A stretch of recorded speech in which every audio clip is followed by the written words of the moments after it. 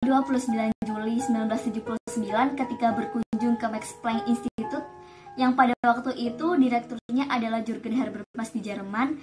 Herbert Marcuse sendiri adalah tokoh mazhab Frankfurt yang mengkritik perkembangan industri modern.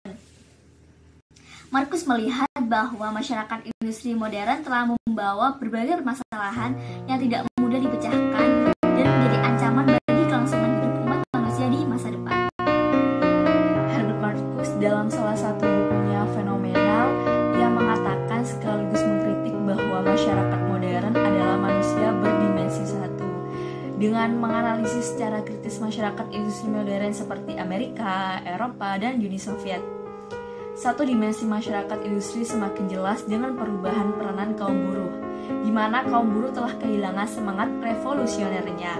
Mereka sudah menjadi konsumen yang memiliki mobil, TV, dan berbagai fasilitas yang tak berbeda dengan kaum borjuis.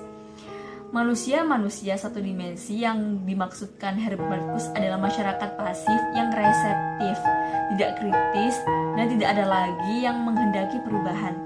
Dalam masyarakat satu dimensi itu terjadi produksi materi yang berlimpah. Maka diciptakanlah jaringan ekonomi dengan manajemen yang rapi melalui manipulasi kebutuhan dan ekspansi ekonomis ke negara-negara yang sedang berkembang, sehingga merebaklah kebutuhan-kebutuhan semu yang bersifat artifisial. Saya di sini akan menjelaskan tentang konsumtivisme. Yang pertama, penjernihan istilah bahwa konsumerisme berbeda dengan konsumtivisme. Konsumerisme lebih pada upaya proteksi pada publik atau konsumen, sedangkan konsumtivisme dengan demikian adalah suatu paham yang memprioritaskan keinginan untuk memiliki barang dan jasa daripada kebutuhan, sehingga ada dimensi boros dalam paham ini. Kemudian, konsumtivisme menjadi masalah tatkala dihadapkan dengan realitas masyarakat kritis, seperti yang diimpikan para peneliti di Institut Penelitian Sosial, yang juga dimengerti mazhab Frankfurt. Cara berpikir aliran Frankfurt dapat dikatakan sebagai teori kritis masyarakat. Maksud dari teori ini adalah membebaskan manusia dari manipulasi teknokrasi modern. Khas pula apabila teori ini terinspirasi oleh pemikiran dasar Karl Marx, meskipun tidak menutup kemungkinan bahwa inspirasi teori kritis banyak didialogkan dengan aliran-aliran besar filsafat, terutama sebagai bahan kajian dalam filsafat kontemporer. Kemudian saya di sini akan menjelaskan juga tentang kebutuhan palsu. Apa arti kebutuhan palsu? Kebutuhan palsu merupakan suatu keperluan yang dibebankan oleh aneka kepentingan sosial tertentu kepada semua individu dengan maksud menindas dan menggerogoti mereka.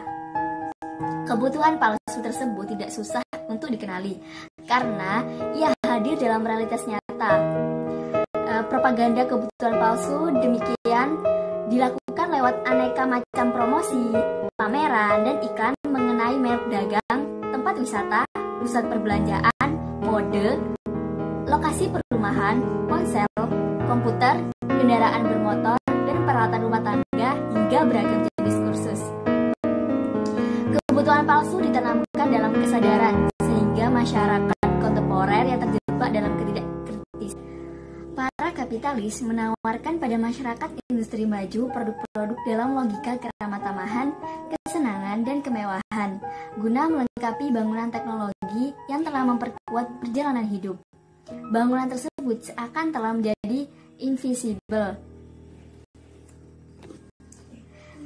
Situasi yang tak tampak inilah yang dikembangkan di wilayah ekonomi, terutama upaya distribusi produk-produk dari produsen ke konsumen di seluruh negara, terutama negara berkembang. Dari sinilah negara adidaya kaya produksi dan teknologi secara perlahan dan tampil menarik untuk mengontrol negara-negara, termasuk Indonesia, agar menjadi konsumen, tentunya dengan logika laba. Kemudian, saya akan menjelaskan juga tentang perbudakan sukarela. Marcuse mengkritik peradaban modern karena telah memperbudak eksistensi manusia. Kritik Marcuse tersebut termuat dalam bukunya, yang dimana perbudakan eksistensi manusia terjadi karena adanya prinsip kelimpahan. Prinsip kelimpahan telah menjadi bagian dari tujuan hidup manusia. Kelimpahan seolah-olah telah menjadi simbol harga diri. Prinsip kelimpahan memunculkan prinsip prestasi. Prinsip prestasi merupakan pemeragaan bentuk-bentuk historis, prinsip realitas yang dominan di zaman tertentu. Artinya, yang dominan dalam dunia modern adalah dorongan konsumsi dan karir. Dorongan ini ditandai dengan munculnya kebudayaan sibuk untuk bekerja sekeras mungkin demi konsumsi. Dominasi menjadi bentuk rasionalisasi yang tampak menonjol dalam kontrol kerja. Jangkauan dan cara pemuasan hidup masyarakat ditentukan oleh pekerjaan mereka. Mereka bekerja sebenarnya untuk satu aparat produksi yang berada di luar kontrol diri mereka sendiri, seperti mesin-mesin, buku, mandor, manajer, dan alat-alat lainnya. Sebagai tuntutannya adalah manusia harus tunduk kepadanya jika ingin tetap hidup dan mendapatkan harga diri karena prinsip prestasi telah membudaya. Jika tidak mau bekerja dengan mentaati aparat produksi, manusia tidak memperoleh uang. Jika tidak ada uang, orang akan mati kelaparan atau hidup sebagai sampah masyarakat. Akibatnya, individu-individu dapat hidup hanya dengan cara melaksanakan fungsi-fungsi yang telah ditetapkan oleh faktor luar, yaitu perangkat produksi. Situasi ini menyebabkan manusia modern bekerja dalam situasi alienasi. Para pekerja pabrik mengalami adanya jam lembur yang diterapkan perusahaan dengan tambahan gaji. Tambahan jam kerja semakin mengalienasi manusia. Keletihan bekerja menjadi tak terasa dengan memperoleh uang lembur. Jam kerja standar misalnya sekitar 8 jam diupah dengan gaji standar, yakni gaji UMR. Lalu jam lembur selama 4 jam diberi upah sama dengan besaran saat bekerja selama 8 jam. Tambahan upah tersebut di satu sisi berimbas pada peningkatan produksi, namun di sisi lainnya peningkatan upah para pekerja akan menambah perilaku konsumtif.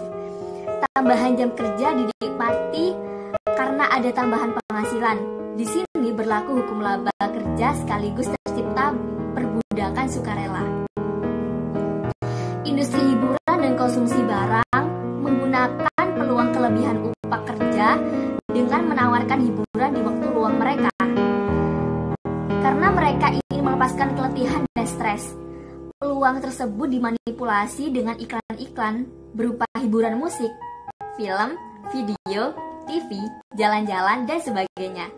Keterbiusan para pekerja menjadikan mereka menjadi budak kemewahan. Kemudian yang terakhir saya akan membahas mengenai konsumtivisme dalam masyarakat satu dimensi. Dalam masyarakat kontemporer, cara penguasaan dan mengisap yang dilakukan oleh diri mereka dengan pola-pola pengelompokan tradisional, namun cenderung mengikuti produk-produk konsumsi, pesan dan makna yang tersampaikan. Oleh karena itu, berkonsumsi dilihat sebagai upaya pernyataan diri, suatu cara untuk bertindak dalam dunia ini. Cara mengekspresikan identitas seseorang, konsumsi didorong oleh hasrat untuk menjadi sama dan sekaligus berbeda, menjadi serupa dengan A dan berbeda dengan B. Karena proses produksi dirasa mengalienasi, oleh karenanya kita mencari pemenuhan diri melalui konsumsi. Lebih lanjut bahwa identitas personal sekarang berfluktuasi dan tidak lagi sebegitunya terikat dengan tradisi-tradisi yang kaku. Konsumsi memberikan kesempatan bagi perkembangan nilai, kedirian, dan penumpukan identitas diri. Praksi hidup keseharian dalam ranah konsumsi masyarakat kerap diharapkan dengan kemubaziran yang didayagunakan. Rasionalitas yang dirasionalkan, kepalsuan yang dilembagakan, kekejaman dan ketamakan yang diformalkan, pemiskinan yang dinantikan, penindasan yang membahagiakan. Marcuse meringkas semangat dan mentalitas dalam peradaban kapitalis kontemporer dengan istilah koeksistensi antagonis. Praktek hidup menjadi kritis Marcuse terhadap masyarakat industri maju. Kritik oleh karena Marcuse menegaskan bahwa di dalamnya dimensi negatif disingkirkan namun juga diintegrasikan sedemikian rupa yang imbasnya dimensi negatif malah mendukung sistem. Situasi masyarakat Indonesia dalam kebijakan pembangunan rasional berorientasi pada pasar bebas berimbas pada produk-produk impor bertebaran sebagai konsumsi, misalnya HP, laptop, iPad, dan sebagainya. Produk-produk semacam ini menawarkan berbagai fasilitas gadget yang multifungsi, kemudian yang membuat pemakaian merasa nyaman, dan beragam produk yang tadinya adalah kebutuhan yang kurang diprioritaskan untuk saat ini jadi kebutuhan primer. Situasi ini menjadikan adanya situasi kurang kritis dan mengurung masyarakat dalam kurungan satu dimensi. Satu dimensi oleh karena kehidupan beserta kebutuhannya dicukupi lewat beragam perangkat teknologi. Produk teknologi dalam situasi ini perlu dicermati karena ambivalen di satu sisi dibutuhkan dan memang perlu. Di sisi lain produk tersebut menjadi semacam idola atau gaya hidup dan bahkan manusia itu sendiri.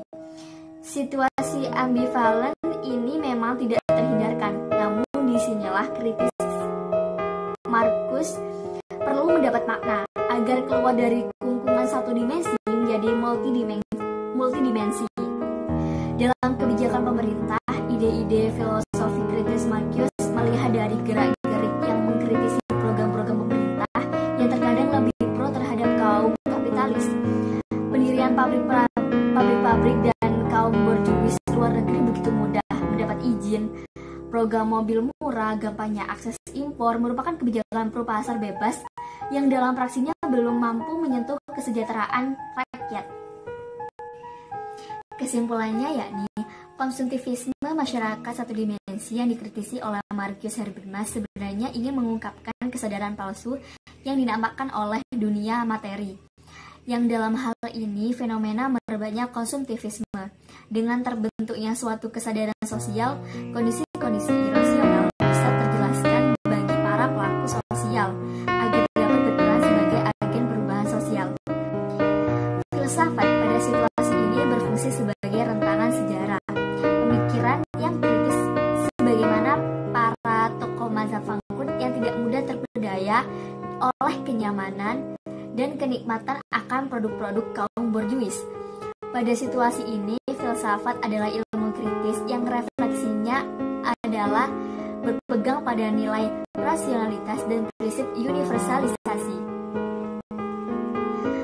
Marcuse masih menaruh harapannya bahwa lapisan bawah mereka yang terbuang dan dibiarkan di luar pintu mereka yang terhisap dan ditindas oleh ras dan warna kulit mereka yang tuna karya dan cacat karya akan melancarkan perubahan masyarakat secara revolusioner.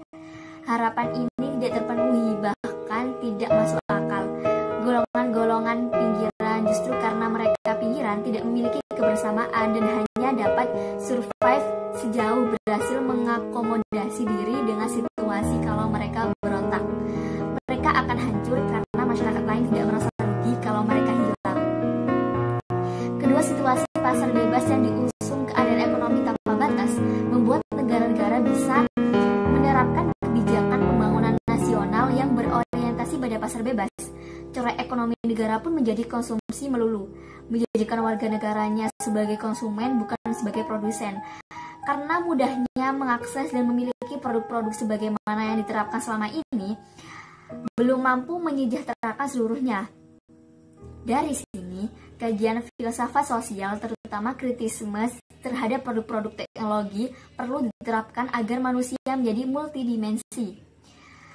Yang ketiga, satu hal penting yang dalam perilaku konsumtif adalah mewaspadai pemicu hasrat yang dibuat dan direkayasa secara sengaja oleh media. Media dalam hal ini dikuasai oleh para pemodal yang menggoda, mengecoh. Hal itu dilakukan demi mencapai tujuan agar masyarakat bisa dikontrol untuk berbelanja, mengonsumsi barang-barang dan jasa, yang telah ditawarkan lewat iklan, serta menjadikan iklan tersebut menjadi gaya hidup. Di sini masyarakat diharapkan tidak terjebak dalam kebutuhan palsu. Dengan begitu, pola konsumsi masyarakat menjadi sulit terkendali. Bila tidak mampu memfilter dan mengontrol diri untuk tidak mudah tergoda pada pemicu hasrat yang telah dibuat oleh media, media bisa berwujud multiwajah, terutama untuk konteks kontemporer. Saat ini muncul platform media sosial seperti Facebook, Twitter, dan Instagram yang kemudian digunakan para pemilik modal untuk memaksimalkan produk barang dan jasanya. Terima kasih. Sekian dari saya. Terima kasih sudah menonton. Apabila ada salah kata, saya minta maaf. Semoga bermanfaat untuk kalian semua. Terima kasih. Wassalamualaikum warahmatullahi wabarakatuh.